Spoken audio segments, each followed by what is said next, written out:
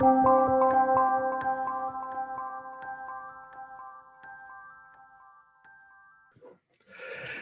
and welcome back. This is The Soul of Business with Blaine Bartlett. I am your host, Blaine Bartlett.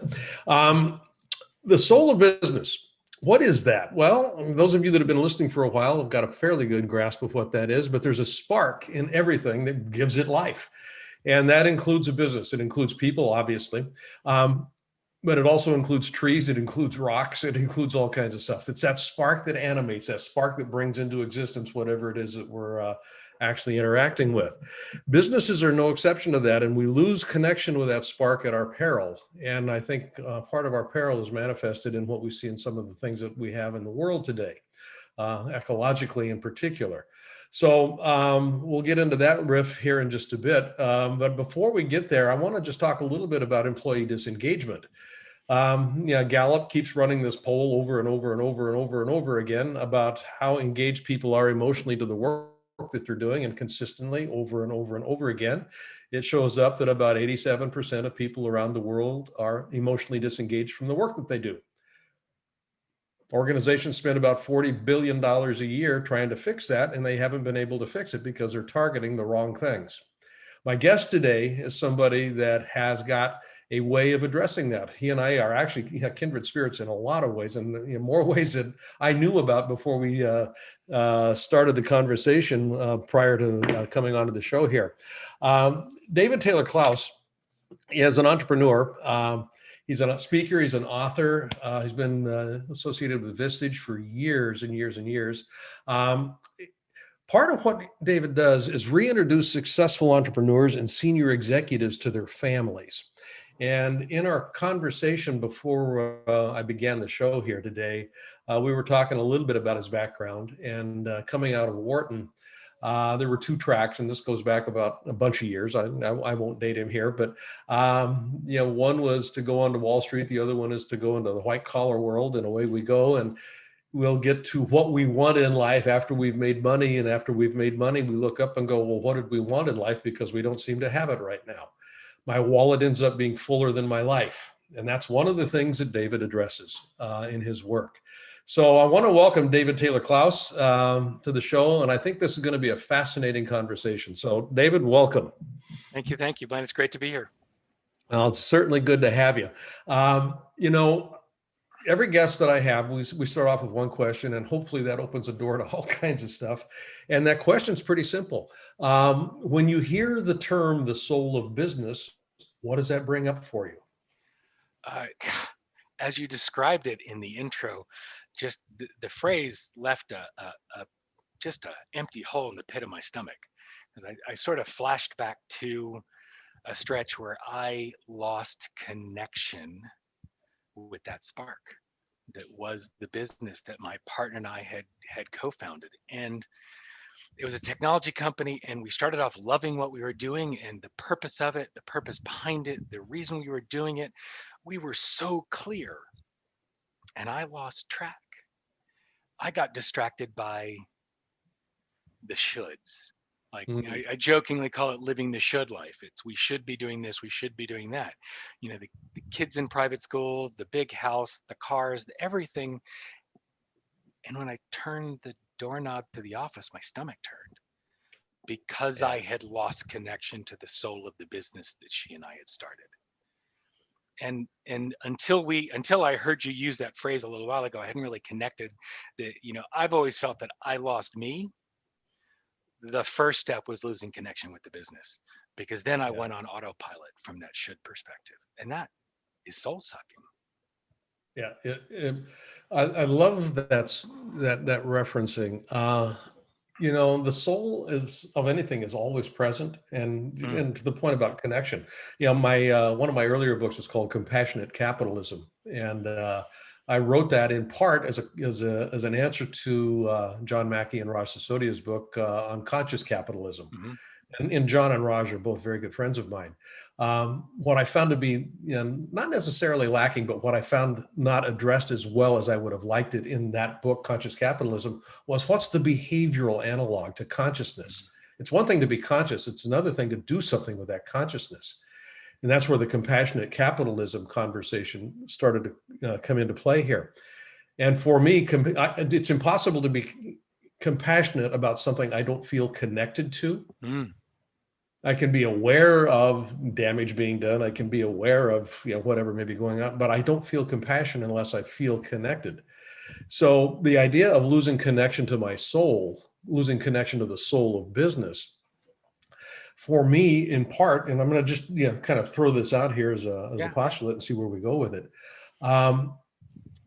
It takes mindfulness, and I'm going to use that word very specifically here Oh, because yeah. we've got some commonality in this thread. Common playground here. Intentional. I have to be mindful about what I'm doing and how I'm doing it. And it was interesting here, distracted by the shoulds. Where attention is focused is where energy goes. Energy follows attention. There's no question about that in my experience. And the shoulds are very prevalent. They are, and they're seductive. Yeah. Because then you get accolades and rewards for being and doing those things. And yet there lies the distinction between a human being and a human doing. Because Mhm. when you're doing these things that you should be doing, there's no being, nothing of you connected to it, or most likely. And that was the piece. It's losing connection with the soul of business. It's hard to be connected to something, to feel compassionate about it, to feel attached to it, when you're not connected to yourself. Yeah. And that's part of it. There's a grounding in self in order to be connected to other. And we tend towards, whether it's acculturation or education or the community impact, we tend to over calibrate towards connection to other and forget that it starts with connection to self. Yeah. I was doing, I run a mastermind program every Monday morning here on the West Coast. It's a virtual group. We've got people from all over the world in it. And it's organized around this whole notion of leadership mindfulness, just being mindful as a leader. What does that mean? And part of it's predicated on the way that I define leadership in my work, which is co-creating coordinated movement. That's what leaders do. They co-create coordinated movement. And co-creation is ownership transference, and then coordinated movement is the stuff that we actually end up doing to make that dance work. But how do we do that? I have to be intentional. This is where the idea of mindfulness comes into play. Now, as we were talking pre-show, we found a very interesting synchronicity. My last book, the Leadership Mindset Weekly, it came out as a soft launch in May of this year, May of 2020. And you just dropped a book in September of this year that is called Mindset Mondays, 52 Ways to Rewire Your Thinking and Transform Your Life. Now, your book is about, I think, almost twice as long as my book, but we've got some different intents behind the book. But what I'm fascinated by is that mindfulness is such a big part of what we both have done with this. What caused you, and we had talked about this a little bit, but what was the spark? What was the catalyst that created this book in your mind first, such that it was manifested in physical form later? Well, there are two pieces to it. There's a concept that I hold. The quote, I can't remember. I originally learned the quote as coming from Carl Jung. It turns out it's from much older. It's from the Talmud. It's, we do not see the world as it is. We see the world as we are. Yeah. And what I learned from that, and of course you learn best looking backwards at all the things you've done. So as I looked back and connected all the dots, what I realized is that whenever I was able to change the lens through which I saw the world, I changed my experience. And so the one thing I have control over is mindset. And it was through mindfulness that I accessed that control. All right, so that's the context and the wrapper for the book itself. But I didn't plan on writing a book. Mm-hmm. The secret that I very rarely share is that when I started this process, I had sat with my marketing person and said, I want to become more facile at speaking to any topic through the lens of my point of view and doing it off the cuff. So all of my business cards have a quote on the back. I have different quotes on it. Yep. So my marketing person said, why don't you just flip on Facebook Live, pick up one of the cards, and wax poetic for 10, 15 minutes about it? It's Yep. like, great. So granted, I got through the nerves, and there are plenty of stories about that piece and how the technology didn't work fine. But when I Been finally there, done launched that. the thing, it started to gather attention and audience, and people were showing up. And this was going to be a year-long exercise, all for selfish motivation. But it started having an impact. And I started paying attention to the impact rather than what I wanted out of it. And it shifted dramatically. So in the end, I'm now 140 weekly episodes into this thing. So it extended way past the experiment. But at the end of the first year, I had a tremendous amount of learning from my experience around mindset and impact wake. And then there was learning from the community. So I gathered all that up. And that's what I used to create the book. It's 52 of those weekly episodes, the learnings derived from it, and I wrapped it in a rewire framework, a framework that allows folk to take the learning from these chapters and take it out in the world and make it real, rather than the book becoming shelfware like so many of the books on my shelf. Shh, don't look. Yeah. This is designed to be something that people actually use. I love that. Yeah. Yeah, I started laughing when the promotional material came across as we were putting the show together today, and I was struck by something that I actually shared with my mastermind group this week. That creating a world of abundance isn't about creating a world of material riches; it's about creating a world of possibility. Yeah. Creating a world of possibility, and yeah, on the surface, and I'm mentioning this very specifically for folks that are listening through a particular mindset lens that has to do with competition. Yeah, we could have competing books right now. No, we're not having, these are not competing ideas at all. This is about creating a bigger pie, bigger world of possibility. Yeah, that's what I'm excited. And when I saw that, I started laughing and I thought, oh, how rich is this? We get to have a conversation about how this can be bigger. Possibility is about, yeah, expansion. And Well, Lynn Twist I talked love about this. Lynn Twist, Oh, Soul of Money. I think I she's love been in TLC as well. Oh, she's one of my best friends. I love Lynn Twist. She came to one of the events for CTI for one of the coactive summits and talked about the lie, the myth of scarcity and the lie of abundance, and really drove home the message of sufficiency. And Yes. what I love about being a coach, and I love about the coaching footprint, the industry as a whole, there are more people who want coaching and want to shift their lives through coaching than there are trained, certified, talented coaches to deliver it. Yep. It is the least competitive, most cooperative environment I've been in 30 years as an entrepreneur. So I look at this as, of course, yours is a 52 weekly, a 52 week program. Of course, it makes perfect sense. Yeah. Aligned in content and approach, of course. It's not an accident that you ended up on the show. We can talk Not at about all. this. Not at all. There is Yeah. more than enough for everyone. Oh, as a coach, I mean, I've been coaching for 40 years, round numbers. You've been in the game for 30 plus 12. odd years. Yeah, I'm a little behind you on the coaching part. A little behind, yeah. Hey, yeah, my hair's a little grayer. But reintroducing successful entrepreneurs and senior executives to their families.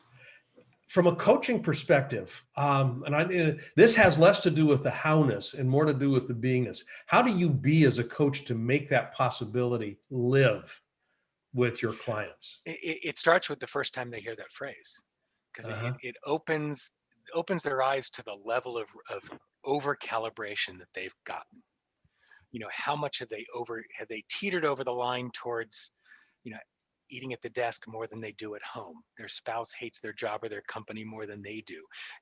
Understanding viscerally what that imbalance is and realizing that it's something they want to change. The folks that realize the imbalance and are cool with it, not my tribe. Not your tribe. The folks that realize wallet's full, heart's empty, right? Most of the folks I get to work with are raising the bottom. They realize that if they keep going on the trajectory, it's just going to keep going down. But they're choosing that this is the bottom and they want to shift from here. That's my tribe. It's not about fixing anything as much as it is about taking back an intentional control over or presence in their own life. Mm-hmm. And that's a remarkably different energy to be in. Distraction from the shoulds. Yeah. Distraction from the shoulds. I'm gonna, put a little marker in place right now. We're gonna be right back after this brief little announcement. But I want to, when we get back, David, I want to, talk about, the notion of being distracted by shoulds and how that is such a seductive mechanism by which we lose connection to what's really important in life. So we'll be right back and talk about that. I want to thank you for listening. I want to also invite you right now to go to blainebartlett.com.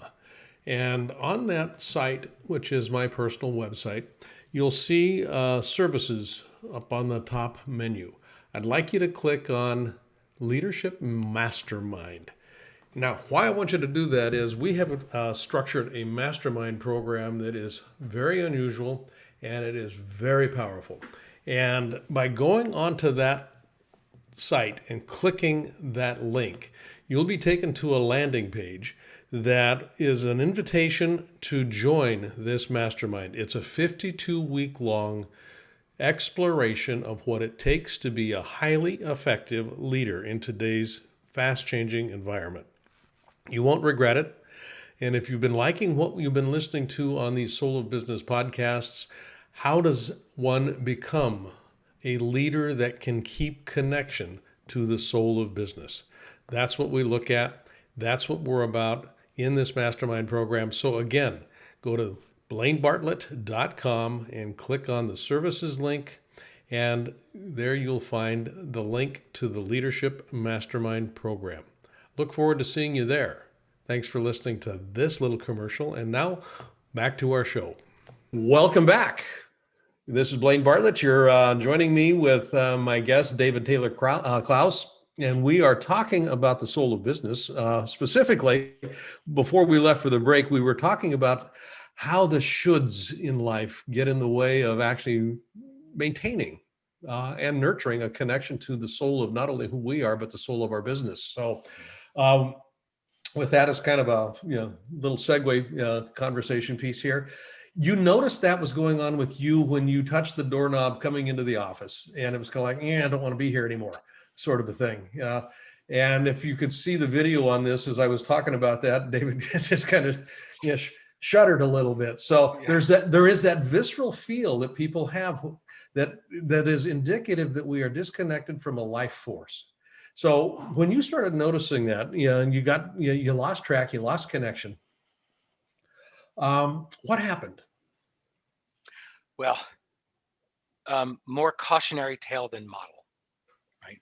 I waited a very long time to do anything about it. I got to the point where I went through the spiral.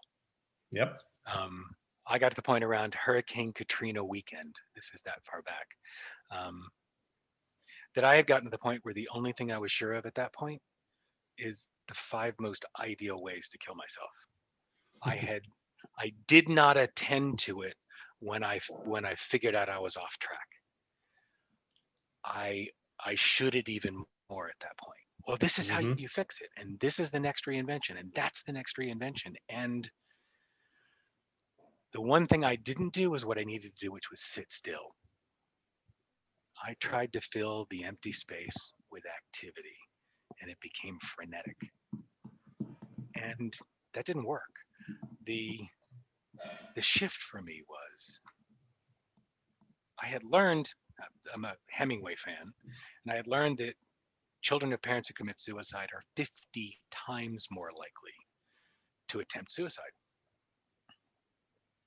That's not the legacy I wanted for my kids. Yeah. So that was the hell yes, that I wanted to be a model for them, not a cautionary tale or a legacy of suicide. So that allowed me to start saying no to the things that didn't match and didn't fit. I had to have something clear enough. Then, obviously, asked for and received a ton of help.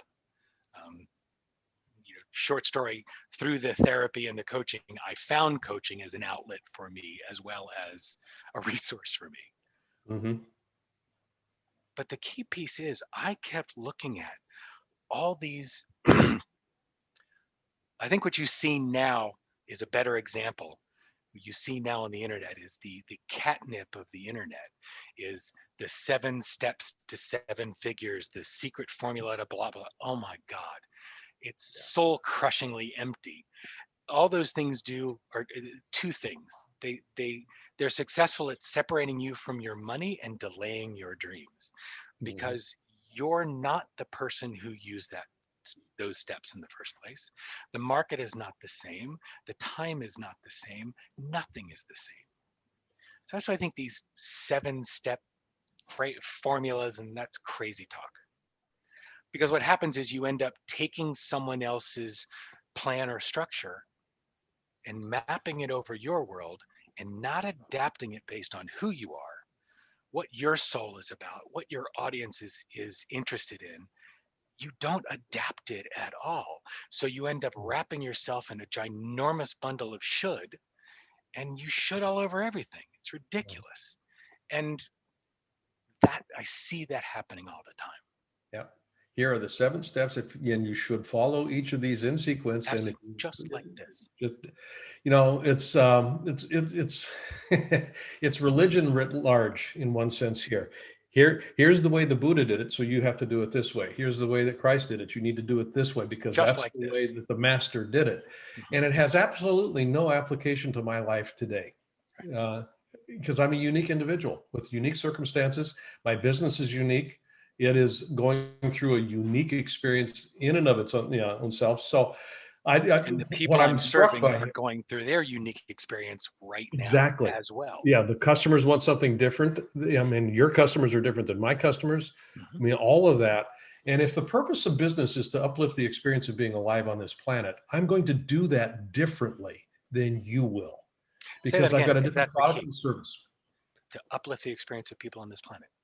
The purpose of business is not to make money. Milton Friedman got it wrong. Purpose of business is to uplift the experience of being alive on this planet. And not just for human beings, uplift the experience of being alive on this planet for anything that business's activities touch. So this is the distinction you're speaking to that I think brilliantly, that speaks to brilliantly, is so many of us walk this planet wanting from others, right? Wanting from society, wanting from individuals. You can feel it when somebody is sitting opposite you and they want something from you. Yep. We're familiar with that. We get it all day long. You're speaking to the wanting for, right? For some reason, we seem to have frozen our understanding of Maslow at the first 5 levels of the hierarchy. What he did in the last 3 years of his life was the transcendence piece, which was above self-actualization, which is moving from the inherent wanting from to a wanting for, to bettering those around you, even to a global level. And that's the piece that is so sexy and enticing to work with now, because it's helping bring that to the surface for others. That wanting for is the real driver. So I'm glad you brought that up. And as a business, to give business a persona, as a business, if I'm doing that well, by definition, I will be making money because people will, there is that reciprocity that kind of comes into play here. As an individual, if I'm doing that well, I will have people following me, and I mean this in the context of a leader, because that kind of energy is contagious. And in the world of COVID, I want to be the right kind of contagion. Well said. The right kind of viral, right? I want to be there's a virus about wanting for, just as there is a virus for wanting from. And being able to leverage one or the other is my choice. And I'm in full circle back to mindfulness. Energy will follow attention. So what are you practicing on a daily basis? And this is kind of a rhetorical question for the listener, but this is also a specific question for you.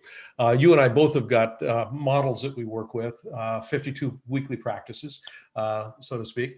And I hesitate to even use this word, but part of the routine in my life is organized around developing a practiced way of being in the world, not doing in the world, but being in the world. How do you go about setting up your routine? Because I'm making a very strong assumption that you have one just based on the short time that I've gotten to know you here. It's a safe bet. Yeah, I was struck in my first conversation with Marshall Goldsmith. He talked about how he had all of his clients had to engage in mindfulness practice twice a day, every day while they worked with him for that year. And I was Hmm. mostly struck by it because within a year after working with him, only 10% still maintained it. Boggled my mind, like why they didn't Yep. keep going. And when he talked about why, that really struck me. It was very early in my coaching when I had that conversation with him. And so I build mindfulness time into my practice on a daily basis. I'm working with Shirzad Chamine as well on some of the positive intelligence work. So I'm doing those positive intelligence, the PQ reps during the day as an active version of mindfulness. And I'm also leaving space for my brain to be bored. No screen, no sound, no stimulation, just time for my brain to wander. And that it's different than meditation, because even It is. meditation, the TM practice that I do, that's about clearing everything, which is you're attending to something. There's an intention even in the emptiness. Mhm. No, this is letting your brain wander. Our children don't get bored. They don't know how to get bored. They don't have time to get bored. And frankly, neither do the adults. Yeah. And so giving my brain space to wander is where it has time for creativity and things to surface and connections to be made that I can't when I'm doing everything else. That kind of full circle, rather than being still, I filled my time with activity, usually mindless activity, not mindful activity. And that's real telling. Ryan Holiday wrote a book that it's one of the favorite books I've read this year called Stillness. Mm, And it's a fascinating exploration of what it means to be still. And yeah, for those of you that are listening, I would heartily recommend picking that up. It's steeped in Stoic philosophy, which I'm an avid student of Stoicism, so it's really worth worth me endorsing it. Ryan Holiday, the book is Stillness. Um, I think chapter 51 in my book is Memento Mori. So it's definitely Memento Mori, yeah. follow the Stoics as well. Yep, there's actually, I carry a coin with me, You yeah, do. that actually is inscribed with Memento Mori on it. Beautiful. Yeah, yeah, yeah. Remember, I shall soon leave, Yes. and don't get out of here alive. There's a piece I had made for my wife, a necklace I had made for my wife that says Gam Ze Ya'avor. It's Hebrew phrase back from Solomon's time, and it says, "This too shall pass." Much like Memento Mori, this is the opportunity to remember that whatever's happening, we're 8 months into COVID, this too shall pass. You can endure, but it's also whatever marvelous and wondrous is happening in your world, savor it, for this too shall pass. So it's Yeah, this similar two-sided coin idea. both sides. Yeah, the Antonine Plague that Marcus Aurelius weathered for 15 years Mm-hmm. killed, 20 million people, round numbers. Yeah, Um, this too shall pass. This plague is not the first time we've experienced this as a species. Uh, the qualitative experience that I have while I'm in this is my choice. absolutely. I don't have choice about the existence of the virus. I do have a choice about how I'm approaching being with the virus. What's my relationship with it? My wife and I right now we're actually having a ball. We really are. So that connection again. It's been a time to connect. The stillness. Um, just being willing to be still, has opened up all kinds of creativity options for me that weren't there before. So I want to thank you for marking that out. Yeah, my pleasure. And it's how you react to something, how you hold it is the only thing over which you have control. My wife and I just realized we both released books on September 2nd. So um, Good. part crazy, part fun. And we realized as we watched this, with kids coming back home and having kids in the house for several months, we were empty nesters for a minute and a half. Enjoyed that time, got to savor it. Both of us going through the book process, which you've just done again. That was very rich and enjoyable process in the midst of all of this craziness. And I just got back from California after officiating our eldest child's wedding.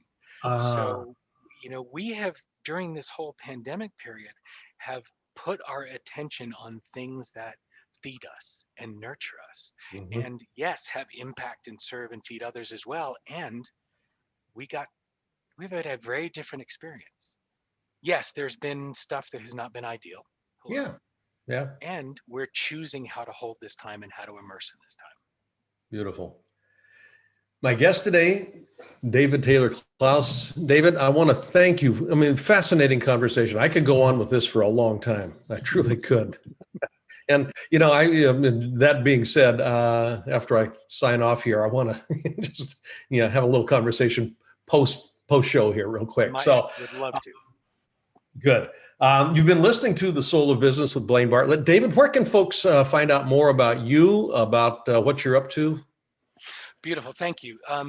You can find out more about me and my broader work at dtkcoaching.com.